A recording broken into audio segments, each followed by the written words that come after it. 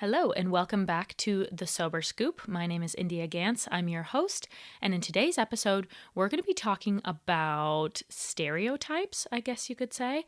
People make a lot of assumptions about why people can't have an alcohol problem because they're too pretty, they're too young, they're too this, too that, and I just want everyone to know that alcohol does not discriminate.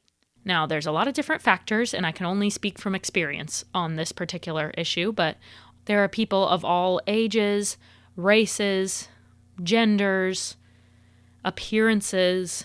There are all sorts of different types of people who fall into having an alcohol problem. And the alcohol problems do not discriminate. It will find people no matter where they are in life or who they are or any of that. So, with that said, let's get into today's episode. Welcome to The Sober Scoop. This is a judgment-free zone where we talk about how to get sober and stay sober. You're not alone. I hope you feel seen. Quitting alcohol is the best decision I've ever made. Okay, I'm going to try to get through this episode without sounding like I'm tooting my own horn, okay? I've struggled with self-confidence for a long time.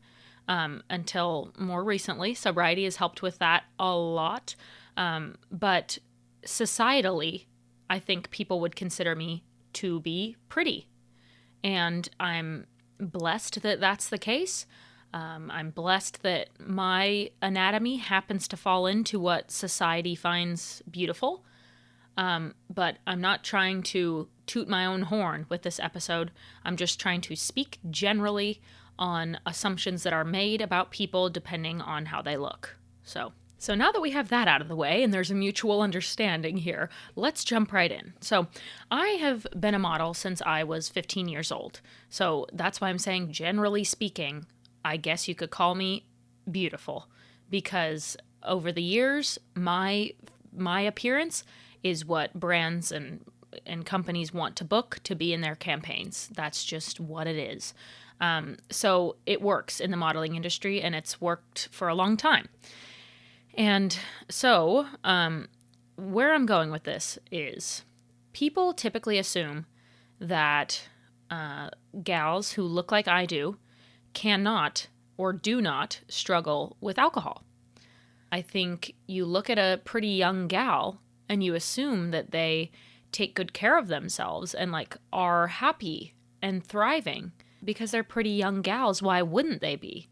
And pretty young gals can't have hardships. They can't go through hardships, right? They're so blessed to look the way that they do. And so anyway, it has to do with appearances for sure, like being a relatively good-looking gal. But then it goes into age as well. So I was struggling with alcohol the most from ages 23 to 28. And so typically in the media, whether that's movies, TV shows, or even online resources and stuff that I would look up, people who are sober and have managed to quit alcohol are typically older. People who talk about their alcohol problem are typically older. It is what it is. Some people think that they're too young to get sober because they're a certain age or they've only been drinking heavily for a certain amount of time. There's never an age that is too young to get sober. What I'm saying here is people assume that because you're young, because you're good looking, because you're excelling at work or a good student or whatever, people make assumptions that you cannot have a drinking problem. Maybe you're successful. Maybe you have a great family life. Maybe you're a certain race or a certain gender. Again, just speaking from experience, being a female, I would say that typically men are more closely associated with alcohol. It's drinking on the golf course. It's having beers to wind down in the evening. And typically, men come out and share their sobriety journeys. In the beginning of my sobriety, I struggled to find women who were talking about sobriety, period, but then who were drinking in the way that I did. Men and women drink differently and they get sober differently. It is what it is. I think there is some crossover and some helpful tips for both. I think it also depends on how you particularly drank. Maybe you'll resonate more to women or more to men. If you've been following the podcast for a while, you know that I love adaptogen drinks. I have talked about them in so many different episodes, and that's because they literally got me through the beginning of my sobriety. I still enjoy them to this day because they taste amazing and they're nice and relaxing on maybe an extra stressful day or a day where I'm struggling to get to sleep. But anyway, in the very beginning of my sobriety, they were essential to my success, I believe. Because as somebody who has experienced some ADHD symptoms, and I also used to use alcohol to relax in the evenings, when I took that away, I was so hyperactive, so restless, I had literally no chill. And so adaptogen drinks definitely helped me in the evenings to just relax. And if you didn't already know, adaptogen drinks are designed to help cope with stress and promote overall well-being. They're not THC, they're not alcohol. They are natural substances like reishi, ashwagandha, rhodiola, holy basil, magnesium. So many of them have incredible ingredients that promote the body's function and also help you relax. And I've talked about Recess a lot, but another one of my favorites is Moment. And theirs are so delicious. If you haven't tried them, you need to. The flavors that I recommend are the mint lychee, or the lychee mint, I think it's called, and the plum ginseng. Those are the two best ones, in my opinion. And those are in one of their variety packs. You can check out all their different options at drinkmoment.com. And I also have a discount code for you guys. You can get 15% off with code SCOOP, SCOOP, at drinkmoment.com. If you don't drink alcohol, but you still like to have fun with your beverages, then you need to try out thezeroproof.com. This is an online non-alcoholic drinks marketplace. They have NA wines, mocktails, they have adaptogen drinks, which you guys know I love. They have everything. And I love to go to their site when I know that I'm going to be attending a party or hosting a party or celebrating something. Just the other day, I was celebrating with my family because I got a new job recently, and my mom whipped out the sparkling non-alcoholic rosé, and we poured it into champagne flutes, and we did a cheers, and it felt like a celebration. And sometimes when we've always turned to things like alcohol, champagne to celebrate things, it's nice to have something special like that, just without the booze. So check out thezeroproof.com. That's thezeroproof.com, and make sure to use code SCOOP for a discount. SCOOP is your code for 10% off at thezeroproof.com. People don't think of women as drinking high amounts of alcohol. That's why I always say, I've made several TikToks about this where guys used to think that I was so cool because I could keep up with them and drink a lot of alcohol. Little do they know, I was literally pre-gaming, going to the bar and keeping up with them. I already showed up tipsy and they're commending me for keeping up with them when I'm way beyond them, but it doesn't seem like it. Yeah, so people don't assume that women drink a lot. People don't assume that women will have alcohol problems, and especially not young women who are pretty. And I'm not complaining about this. I'm just making an observation that, at least in my surroundings, I think that's how I was able to get away with so much, because nobody would expect that the 24-year-old slim, white, pretty model girl would have a drinking problem. There's no way, right? If anybody observed me doing something that is seen as, problematic with regards to alcohol, like purchasing a 12-pack of Coors Light one day and then coming back to the same liquor store and purchasing another 12-pack of Coors Light. If that was a man, you might assume wow, this guy drinks a lot of beer. But if it's a cute, young, thin girl, you probably assume that she's going to a party or bringing it back for her boyfriend or sharing with others. You don't assume that she's sitting there at home alone drinking all of that to herself. It is what it is. And that's why I believe that I was able to get away with so much and why people didn't expect it from me and why I was able to hide it so well. As it turns out, some people in my close circle knew that I was struggling, because there were signs. But in general, people couldn't believe that someone like me was struggling.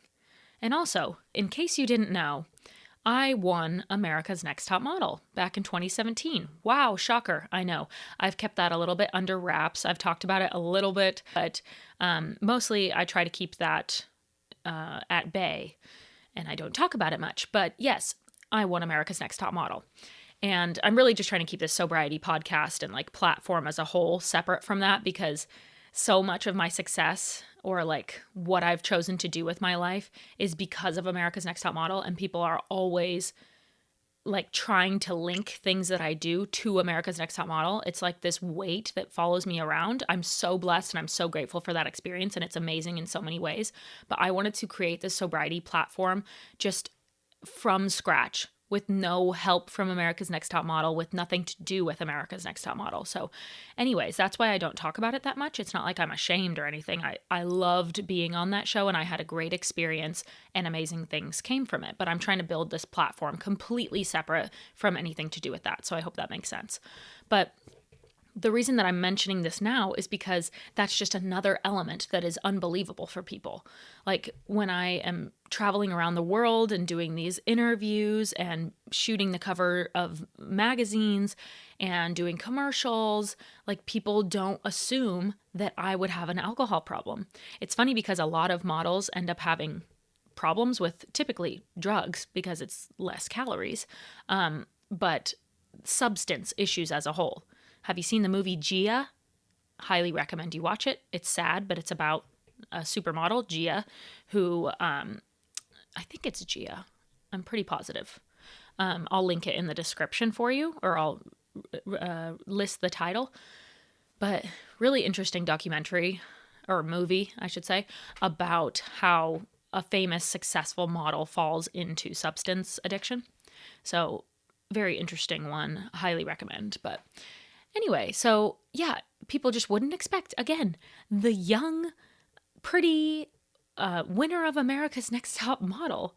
They just wouldn't expect me to have an alcohol problem. So I could get away with a lot. I could show up to those press interviews already three drinks deep. I could pack vodka little shooters in my purse and bring them to photo shoots. No one would expect that I'm drinking on the job. I will say I did not do that. That's one thing I didn't do, was drink while at a photo shoot. I would drink before and I would drink after. Even if the shoot was starting at 9 a.m., sometimes I drink before that photo shoot. But I would not drink while shooting. But I'm using that as an example. I'm sure a lot of models do pack drinks for themselves to have during photo shoots. If you are on the path of success in modeling, it is kind of a crazy experience. And so I think women fall into issues because of all that. But people just don't expect it. I think a lot of times, if you're pretty and young and female, people assume that you are very into your health and wellness, and that's awesome. I also, it's so funny, I also think in sobriety, people think that I don't drink because it's healthier. Now I love that aspect of sobriety. I think that's awesome, but that's not why I got sober, as we all know, if you've listened to any other episode. But I think it's kind of funny because new people that I meet who don't know that I used to struggle with alcohol, don't know that I used to drink 15 beers a day and could outdrink literally anyone in the entire bar, they assume that I am a Pilates skincare girly who is just really, really healthy and doesn't want to drink alcohol because it's not good for you. And again, that just goes along with being a pretty young female, is that people don't think that I quit alcohol because I had a problem. They think I must be a health and fitness guru. And same with when I was drinking. They don't assume that I'm making these purchases or behaving in this way or drinking before an event because I have an alcohol problem. Like, you must have started drinking already because you went out for happy hour with a client or something.